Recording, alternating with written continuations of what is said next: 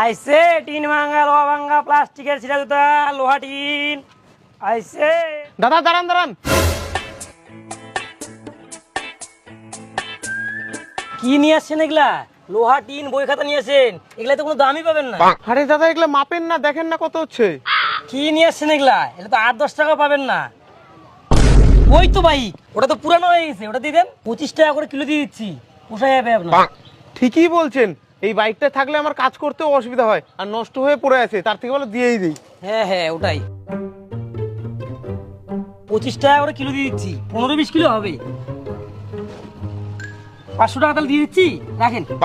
এই না 500 টাকা?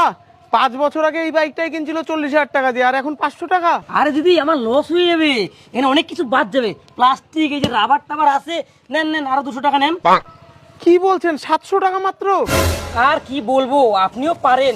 নেন নেন আর 200 টাকা নেন, আর কিছু বলেন না। হ্যাঁ নিয়ে গেলাম তাহলে। আর ওই প্লাস্টিক গুলা নিয়ে যান। আজকে যে কামাই হইছে, আবার ওগুলা নিব?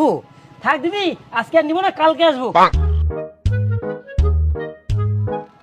আইসে টিন ভাঙ্গা লোহা ভাঙ্গা প্লাস্টিক। না এইবারে প্লাস্টিক গুলা তো নিয়ে যেতে হবে। দিদি প্লাস্টিক গুলা ওই যে ওখানে প্লাস্টিক গুলো রাখা আছে, নিয়ে নেন।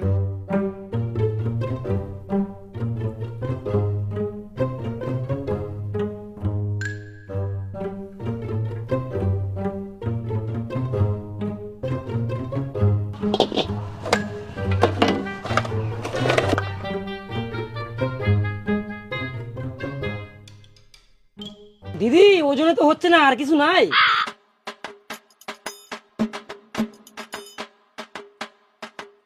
তা হচ্ছে না দিদি, দেখেন আর 2-1টা বোতল আছে নাকি, তাহলে হয়তো হয়ে যাবে। আর তো নাই, লাস্ট একটাই ছিল, ওটা নিয়ে আসলাম। আর কিছু নাই? এটা তো ওজনেও হচ্ছে না, আর কিছু একটা হলে হয়ে যেত। দিদি ওই যে চেয়ারের উপর যে প্লাস্টিকটা আছে, ওটাই নিয়ে আসেন, তাহলেই হয়ে যাবে।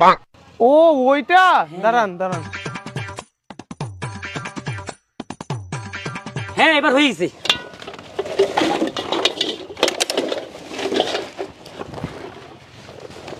এই যে দিদি এটা নেন।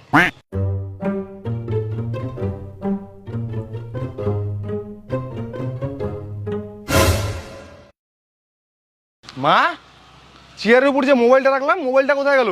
আরে ভাঙাচুরার লোক আসছিল, মোবাইলটা দিয়ে দিছি, দেখ কত বড় একটা গামলা দিছে, দেখ।